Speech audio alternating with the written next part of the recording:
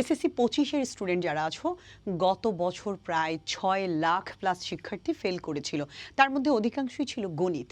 আর গণিতের মধ্যে ফেল করে শুধুমাত্র এমসিকিউর কারণে। এমসিকিউতে 10 পেলেই পাস, কিন্তু এই 10 নম্বরই অনেক স্টুডেন্ট তুলতে পারে না। তোমাদের জন্য আমি একটা এমসিকিউর সাজেশন প্লাস একটা সিকিউর সাজেশন আজকে নিয়ে এসেছি। অর্থাৎ আমি আজকে এমন 6টি অধ্যায়ের কথা বলবো, অর্থাৎ তুমি যদি এই 6টি অধ্যায় পড়ো, এনাফ তোমার জন্য, তুমি এ প্লাস পাবে ম্যাথে। যারা ম্যাথ নিয়ে প্রচণ্ড ভয়ে ছিলা, ইনশাল্লাহ তাদেরকে আজকে আমি একটা সঠিক রাস্তা দেখাবো এবং সঠিক দিক নির্দেশনা দিব। তোমাদের জন্য আমরা 150 টাইপের এমসিকিউ আছে আমাদের কোর্সে, অর্থাৎ অল ওভার 25-এর তো ফুল সিলেবাসে পরীক্ষা দিবা তুমি। সো 150 টাইপের এমসিকিউ, আর যারা 26-এ তাদের তো 77 টাইপের এমসিকিউ। এবং তোমাদের যে 6টি অধ্যায়ের কথা বলবো, এই 6টি অধ্যায় আমি তোমাকে প্রুফ দেখাবো এবং আমি তোমাকে যুক্তি দিয়ে বুঝাবো যে কিভাবে করলে এই 6টি অধ্যায় পড়লে তুমি ইনশাল্লাহ এখান থেকে কমন পাবা। কেমন? চলো আমি তোমাকে দেখাচ্ছি। নো টেনশন, এখনো সময় আছে। যারা শুধু ম্যাথে ফেল করেছো, জাস্ট 1 সপ্তাহ সময় দিবা, ইনশাল্লাহ তুমি অনেক ভালো করবা। তোমার ডেডিকেশন এবং তোমার সঠিক একজন মেন্টর খুব দরকার। আমার কোর্সে একজন স্টুডেন্ট আছে, তার নাম আমি বলি না। তো এই বছর আরও অনেকেই আছে, গত বছর অনেকেই ছিল, এই বছর একজনকে আমি ব্যক্তিগতভাবে চিনি। সো ও বললো যে ম্যাম, আগে যদি আপনাকে পাইতাম তাহলে আমি গণিতে জীবনও ফেল করতাম না। তাহলে ওই মেয়েটাই গত বছর ফেল করেছিল, এই বছর সে বলছে আপনাকে পাইলে আমি কখনো ফেল করতাম না, আমি এ প্লাসই আনতাম। তাহলে দোষটা কি তার? কখনোই না। পরিবেশ পরিস্থিতি, ভালো শিক্ষক না পাওয়া। অনেকে আমাকে এটা নিয়ে দ্বিমত পোষণ করেন যে ভালো শিক্ষক, আপনি শিক্ষককে অপমান করেন। আমি কখনই শিক্ষককে অপমান করি না, কোনো দিনই না। সব শিক্ষক মানে একজন সম্মানিত ব্যক্তি, আমি নিজেও একজন শিক্ষক। কিন্তু এমন হতে পারে সঠিক শিক্ষকটা তুমি তোমার মতো করে পাওনি, হতেই পারে তোমার এলাকায় নেই, তুমি তার কথা বুঝো না। এখন না বুঝলে তো জোরের কিছু নেই। এই যেমন ধরো আমার কথা অনেকে না বুঝতে পারো, হতেই তো পারে, তাই না? তো যাই হোক, আমি আশা করি আমার সর্বোচ্চটা দিচ্ছি এবং দিব তোমাদেরকে। আমাদের এমসিকিউ একটা সিরিজ আছে, তোমরা চাইলে শুধু এমসিকিউও নিতে পারো, আবার যদি চাও সিকিউ সহ নিবা তাহলে সেটাও নিতে পারো। বিস্তারিত জানতে নিচে ফোন নম্বর দেওয়া আছে, যোগাযোগ করতে পারো, অথবা পেজের যে মেসেঞ্জার আছে সেখানেও নক করতে পারো।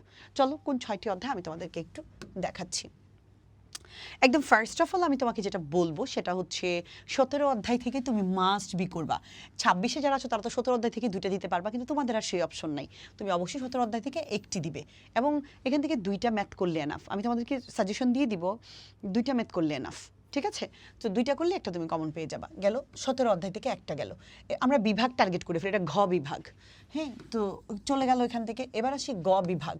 গ এর মধ্যে ত্রিকোণমিতি, পরিমিতি। ত্রিকোণমিতি থেকে মানে 3টা থেকে 3টা ম্যাথ তুমি পাবা। একটা নবম থেকে 9.1 2 মিলে একটা দশম থেকে পাবা, একটা তুমি 16 থেকে পাবা। তো 16 4টা অনুশীলনী, হিউজ ম্যাথ, ওটা মিলে একটা ম্যাথ আসবে। সো এটা করতে গেলেও তুমি ঘাবড়ে যাবা, অনেক ম্যাথ। আমি তোমাকে সাজেস্ট করবো নবম এবং দশম।